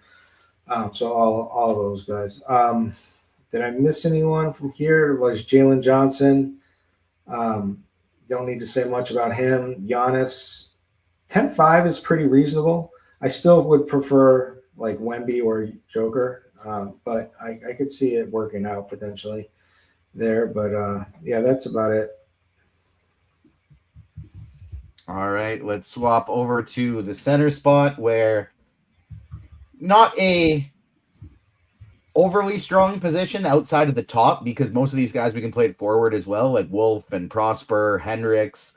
I do like Marvin Bagley, or I guess both of the Mavs guys I don't mind as some cheapies today. I don't hate the idea of going Nick Claxton or an Onyeka Okongwu as a super low owned play, but let's be real. It's all about Nikola Jokic, Victor Wembanyama tonight. I currently have more Jokic, but I have 36% Jokic, 27% Wemby. Going to look to be overweight on both of them in my MME builds. How about you? Who do you like at center? Yeah, I just think that, well, first of all, I'm trying to play both of them together. And I just think that I just prefer Wemby over Joker. And the only reason for that is because of the back-to-back for Denver and the price savings. And I think it's a statement game for Wemby. And we'll see if Aaron Gordon's out or not. I think that might impact them negatively from like a competition standpoint. I just think the Spurs are going to take care of business, and I think Wemby's going to go off. So that's the way I lean. And also, it's like if you notice Wemby's minutes, he does have like 37 minutes against in his last game against the Celtics. He had 39 against the Pistons. So it just seems like they're fine letting him rip for full minutes if it's a good team that they're playing and a good game, good matchup. And so that's what we get with Denver. So I think this is a total statement game for Wemby, and I think he goes off if he is indeed playing and his ankle is fine. I've been leaning that he's going to play all day, but I don't know. Yeah, Joker is Joker. He's unreal. They also have great history against each other. They both have like massive games in the past against each other. So why not try to fit them both? Other than that, I mean, you can't. Bam's too overpriced. I would not, after that last game, I would not pay 9,900. I'd consider him on FanDuel, especially with the stock scoring more, but I think I'm out on Bam for centers. Other than that, Danny Wolf, I'm not, I mean, he's just like wherever you can fit him in if you need him, a power forward or center. Omax, again, the revenge spot, like I said. Wendell Carter Jr., like I said, I like anybody, especially bigs against Washington, so love that. If I had any confidence in the 76ers to keep this close, I would be all over Duran. The guy just is good and goes nuts when he's out on the floor, and he was off to a massive start, and then blowout happened yesterday or 2 nights ago, I think it was.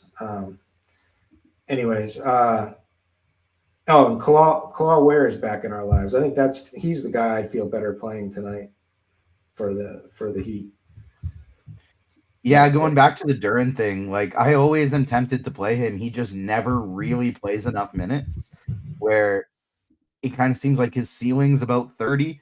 And so I'm personally not getting to any Duran tonight, but like as K-Pound's Finest brings up in chat, it's projecting for 2% ownership. Not hard to get overweight to that. He is going to be very low owned. And although the minute ceiling is a worry, we know he can put up crazy, crazy performances in those somewhat limited minutes. Let's make the pivot over to FanDuel. Before we do, I want to tell you about PickLabs. It's the newest RotoGrinders feature that lets you scan the best player prop and pick 'em bets in seconds. Everything is broken down for you, from edges and win rates to value. It's a clean board showing which plays actually stand out across sportsbooks and sites like Underdog and Prize Picks. When you see something you like, PickLabs builds a slip and sends it straight to the book of your choice. You can find PickLabs at rotogrinders.com/PickLabs. You'll be wondering how this wasn't a thing already. Plus, NASCAR projections are live for the 2026 season, including projections from RotoDoc and Stevie TPFL. You'll get access to articles and videos on RotoGrinders breaking down each race. The Lineup HQ Optimizer will come preloaded with player and ownership projections for the Trucks, NOAPS, and Cup Series. Additionally, you'll receive access to Stevie's betting picks as well as exclusive access to the NASCAR channel in the RotoGrinders live stream Discord. Make sure you check it out. And make sure you hit that like button. If you're watching us on YouTube, hit that like button. Help us out. It's free content. We're going to take your questions soon, right after we go position by position here over on FanDuel. Let's start at the point guard position. We still got Javon Small, definitely a top play that you are for surely playing in cash today. Second spot's pretty wide open. You can play Flag, Hero if he plays, De'Aaron Fox, Stephon Castle, Jalen Green, all of them totally viable as a secondary cash pairing, but you're for sure playing Small. Who else do you like at point guard?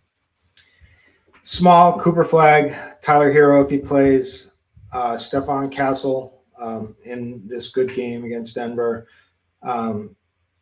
Jalen Green is just about back, it feels like, to his old ways of just being able to score a ton. Great matchup against the Pacers. And then what's a campaign is priced pretty decently over on FanDuel, 5,600, I think. I think they're just going to need to just have him out there on the floor. And, he can score. He's been showing that. So he's always been a scorer, though.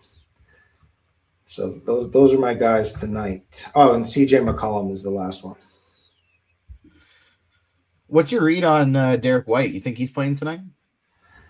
I don't know. They didn't look like they showed, like you could see him like down on the ground and like stretching. It looked like a cramp to me, but they're giving Tatum the night off. It wouldn't surprise me at all if they give White the night off. White's out. I do think that makes Peyton Pritchard become definitely quite interesting. I do worry about Boston keeping it close, but Pritchard, I think, would look pretty darn good in that scenario. Shooting guard spot. Speaking of solid plays, we have Jaylen Brown projecting as one of the highest owned shooting guard plays today over on FanDuel. Or wait, I was looking at the wrong thing. Sorry, never mind. Ignore me. But Jaylen Brown, yeah, he's like 6th. It's near the top. But we have Meshack projecting for a ton of ownership today, near 40%. Same with Rupert. Are you getting to both of these guys in your FanDuel lineup, or are you only picking one? I have both of them because I've already said I'm trying to squeeze in Wemby and Joker. Both of them definitely guys you're playing in cash games today. We've touched on Tyler Hero and Flag. I like Desmond Bane quite a bit today. I think he's really strong. You're trying to get different. I don't mind going to one of these Phoenix players. So a Colin Gillespie or a Devin Booker, I think, are really strong plays today. And kind of like you talked about with Payne, cheaper here on FanDuel than DraftKings. Who else do you like at shooting guard? I like the same overlap plays. 1 second, sorry. So Rupert or Meshack, if they fit, we need to fit them. Cooper Flag again, Desmond Bane again. It's just all the same names. Jalen, the only way I'm not playing Jalen. I considered it. He looked awesome against the Spurs, and the team looked awesome, and then he got freaking ejected. I could see him coming out with something to prove here against SGA, but it almost feels like they're waving the white flag with sitting Tatum tonight. And really, the tell will be Derek White. If White plays, I'll take that as a sign that the Celtics may do better, and then I'm a little bit more interested in Jaylen Brown. I think he could put up some major points in this matchup if he's motivated. Other than that, again, it's Jalen Green again, it's Campaign again, Cam Spencer we're waiting on, and you could play Nickeil Alexander-Walker with a little boost from Dyson Daniels being out, but I kind of lead CJ just because he's cheaper, 6,500 versus 7,100, but both of them are probably pretty good plays. Bit of a wonky starting lineup for the Pacers. We got Ethan Thompson and Kobe Brown in the starting lineup, which we weren't expecting. We had Cam Jones, and I'm not even. I had him in my lineup. Yeah, Cam Jones not starting. But Kobe Brown. Kobe in my lineup. And Ethan Thompson starting as well. He's 3K flat on DraftKings for what it's worth. So I do think, not like a major target, but I do think he is somewhat viable just since he is so darn cheap. Take us over to the small forward spot.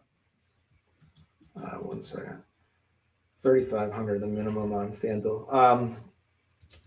That's also from a cash perspective, Meshack, Rupert, Wolf. Make sure you absolutely have those three. Flag at one of these positions too. Yep. Other than that, small forward, great. GG Jackson, small forward or power forward eligible. I told you I like guys in the paint against Dallas. Paulo Banchero against Washington absolutely could be a ceiling spot. Jarris Walker, like a lot on the. He's Walker starting, right? I believe so. He is starting at the 4. Yeah. Okay. Like him, and my guy Tristan Da Silva. All right. Let's go over to the power forward spot. Sorry, I just have my DraftKings up right now because I did a new build, so I want to swap that back over to FanDuel. Who do you like at the power forward spot where Prosper is the other kind of cash guy? I want to make sure I throw into my lineup if I can. And I do really like a Kuminga in tournaments at only 55 on FanDuel. Yeah, Kuminga. Don't know what he's going to get for minutes tonight, but I do know that he's going to be productive when he's out there. The guy's a beast. So I like him too. It's interesting. Wemby, obviously, if he plays. I think you can go Kobe Brown for cheap.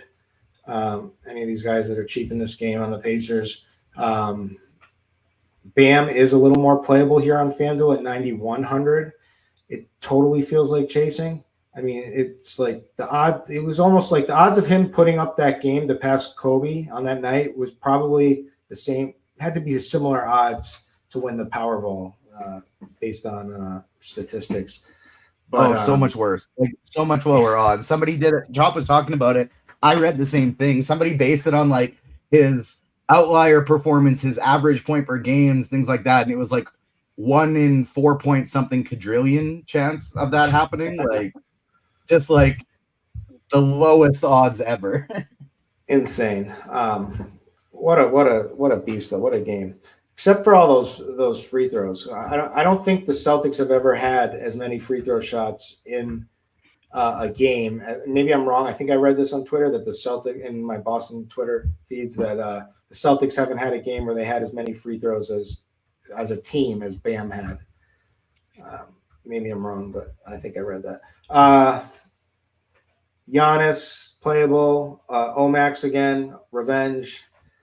But really, these guys from Memphis, and he's one of their only bigs, so can play the center or power forward position, and hopefully he gets a good game because they allow the most paint points.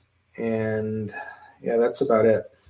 Oh, and I mean Watford. Yeah, $4,100 Watford, just an absolute must play at the position. Either at center or at power forward, you're 100% playing him in cash. And I do think that will leave you probably the power forward position because it does leave you a lot of money to spend up at center for a Wemby, for a Jokic. If I'm choosing one of them, it is Jokic for me. I think they're both great plays, but I would prioritize Jokic over the two. I think you're playing him in cash. Other centers that I'd want to make sure that I'm getting to, I think mostly just the cheap ones like a Prosper, a Gafford, a Watford here, just something like that. I don't think I really like anybody other than the cheap guys and then the super expensive ones. How about you? I just built my lineup. I think we should go over it for FanDuel, but I'll finish the center position.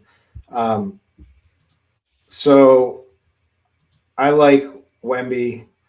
Obviously, I like Joker. I've been saying it the entire show. Other than that, Bam is playable. Wendell Carter Jr. is probably my favorite cheaper guy, 5,400. Duren, if I just was more, I get playing some Duren. I think is good if you're a max entry guy, just in case this game, things happen in NBA, and these guys are all professional basketball players. And sometimes teams are just total letdowns, and scrubs play well for a game. But if you can get the minutes, Durant is a beast and should be able to just smash. I don't really like anyone else, really. I mean, you could play Daniel Gafford. You could play Keita in this spot against, even though his minutes were down last game, but I think they'll be fine against OKC. Yeah, that's about it. But I just All finished right, my we'll line. start Tell me how gross this is. So I did it without using projections either, which is sometimes good, sometimes bad. So I'm playing Ethan Thompson. So I'm playing Small and Flag at the point guard position. I'm playing Ethan Thompson and Meshack at the shooting guards. Then I got Rupert. So I got the two cheap Memphis guys with Small. I got Cooper Flag, who's one of my favorite plays in the day. I've got Wemby. I've got Joker. I've got the power forward, other power forward position. I got Watford, and I got Wolf in there. So Well, now you're going to have a whole bunch of dupes because you just told everybody. Everybody's going to do the same thing. No one's going to do the same thing as me.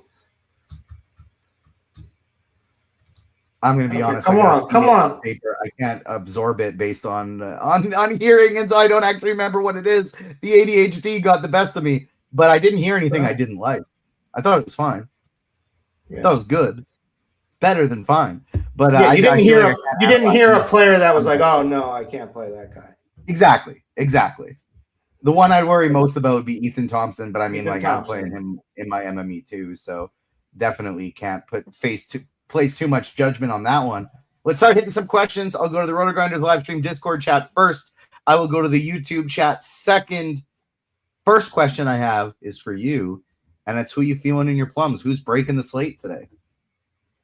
Well, this is obviously an Ethan Thompson legacy game spot. I gotta say, but other than him, I mean, I can look really stupid when he doesn't play. Okay, so what do we do? Get your Tyler Hero out of your lineups, and I think that likely makes Jaime again, Jaquez. Oh, Jaquez Ware a little bit better. Maybe some Drew Smith or Yakasiunas. Yeah, I think they'll just play Yakasiunas again. Davion Mitchell, he just never really has the ceiling.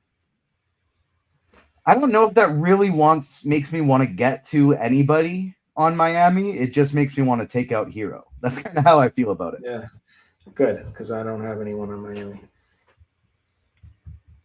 Yeah, I think I'll maybe just bump in Jaime Jaquez. I'll maybe put him in the pool, but I kind of feel like he never really gets the minutes to have a big ceiling game either. You know what? No, I'm not playing any Miami today. They still just got too many healthy bodies. Not going to do it. Just going to rebuild my lineups without Tyler Hero, but I'm not going to throw any Miami in. We'll see if that's a good call or not. Do you have any Cam Jones on DK? Not anymore. Favorite spend up on FanDuel and favorite sneaky cheap play? Favorite spend up is Wemby. Sneaky play was Ethan Thompson. It's now. I like it. But or did you want a sneaky play like someone like who's like just not owned enough? But no, I think that works. Damn it! I accidentally just X'd out my lineups. I think that totally works. Nothing wrong with Ethan Thompson as the cheap sneaky. On DK GP, can you still play Cam Jones in a FanDuel GPP? I wouldn't, but are you still? Would you consider Cam Jones if you were running more lineups? I mean, I'd consider it, but it wouldn't be much. DK GPP, Flag and Ware or Prosper and Brown? Flag and Ware. Must plays in DK Cash. My guy, we go over those individually, position by position. Rhino, you got to be listening. But guys, we have tagged right now from Noto, the core plays article. We got Jokic, Flag, Small, Wolf, and Watford. 5 must plays for DK Cash today. If I play Jokic and Wemby in a DK single entry GPP, can I play Sasser? No, we got so much good value on the slate today. Don't play Sasser, who has been priced up. Lots of better options out there. 4,100. Like, find the 300 to go to Meshack or at another position. You got Watford. I'd rather Risa Shea. I'd rather Jabari Walker. I don't think you want to be going with a Marcus Sasser there. Next question. Thoughts on Cam Spencer? Who would you replace, DK? So we do like Spencer, but if he's out, who would you be looking to replace him with? It doesn't really matter. So it's like Burton is who we can't even play tonight. Yeah, like we won't. I think like close It's to a either straight an line eight. pivot It's would either be 8 or well. 9. It's either 8 or 9 guys. So if that's what you mean, if you need a pivot, like just because for the same salary, that makes sense. Straight line pivot would probably be Wells in that one. Flag or Bane? FanDuel GPP. Flag. And I will say to our guy Rhino, I was just kidding around. Don't worry, that wasn't a serious content. I appreciate your questions, my friend. Is playing Jabari Walker and Watford together okay in a large field DK GPP? I made a max 1 of those two guys. How about you? Yeah, that sounds good. That sounds right. 5 minutes left to lock. Got to make sure I actually get my lineups in here. Make sure you're getting your lineups in as well. Hit all the Discord questions. Going back to YouTube, is Dennis Jenkins for Detroit valuable on FanDuel? Man, he stinks. He's a gunner who makes some really low IQ plays. I think he's going to be. To me is a lock button every time Cade Cunningham is out, and definitely. But I think he's kind of in.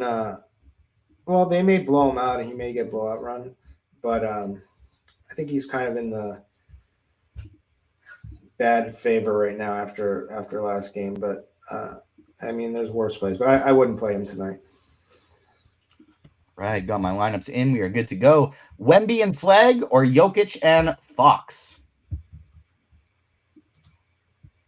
Wemby Flag.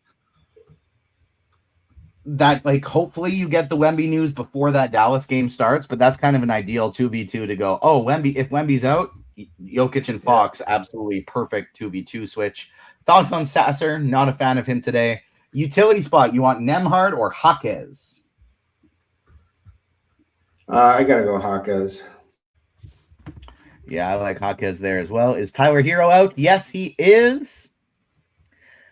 I kind of forgot about Khalil Ware, but that actually does make me like him better. What if Wemby is out? He's my last player of the night. Make sure you have $200 remaining, and then you can swap directly to SGA. But if not, then I would you got to bite the bullet and go with Jaylen Brown, probably the next one. Is your nickname Coke Zero? Your guy Eric Johnson says, what does Coke Zero think of my VJ Edgecombe call? I don't like Edgecombe tonight. He wasn't good handling the ball last night. This is just such a rough matchup for them. I just think the price is too high. Could it happen? Yeah, he's like their best scorer, but I think he's going to be in trouble tonight. All right, Miami's guys are projecting pretty well. I'm going to set a rule to max 1 of Miami, and I am actually going to just sprinkle in a couple of those guys like Jaquez today. And where is Cam Spencer playing? We don't know. We have no idea if Cam Spencer's playing yet. He is still listed as questionable. That is probably the second biggest piece of news today that's remaining after Wemby, considering they only have 9 available players. That drops them to 8, including one guy who's not even in the pool and probably isn't going to play many minutes because he just got to the team. And so definitely keep an eye on that news, Cam Spencer as well as Victor Wembanyama, because we are still waiting on both. We don't have either of them yet. Let's see. We got about a minute and a half left to lock. Can I get my last set of lineups in?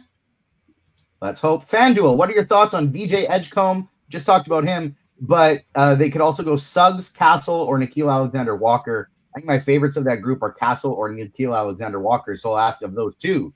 Who do you like that? Yeah, I'm in full agreement with you, too. Would you go Nickeil Alexander-Walker or would you go Castle? Oh, sorry. I would play Castle over Nickeil Alexander-Walker. I think they're both good plays, though. Who is stopping Zubats? I'll tell you who's stopping Zubats. The coach. The minutes. He's probably not going to play enough minutes. And how many? He might not even play in the second half. Do they have props up for him? I don't know. If anyone's in props betting, I would look. How many Memphis pieces are you both playing? I have 4 in my cash game. How many you got in single entry? I have 3. 3. I did a max 4 in my GPPs, but most of them will have 2 to 3. I was more interested in hammering the 4 thing before we got like the Trent and Watford news, just because most of the value was Memphis, but that opened a fair amount more up. About 30 seconds left to log. Sorry, I cut you off. I just wanted to make sure we hit the questions, but we didn't have now, in fact, hit them all. What were you saying about Zubac?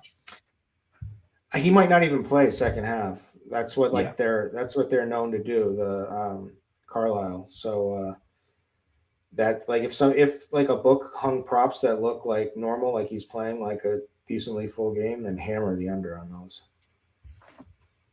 Agreed on that one. We have officially hit the lock. We have hit all the questions. Thank you so much to everyone who tuned in. Make sure you hit the like button on the way out if you have not done so already. We'll be back tomorrow for some more NBA content. On behalf of myself and Kirkdiese, Steve doing an incredible job behind the scenes as always. We will see you next time. Peace.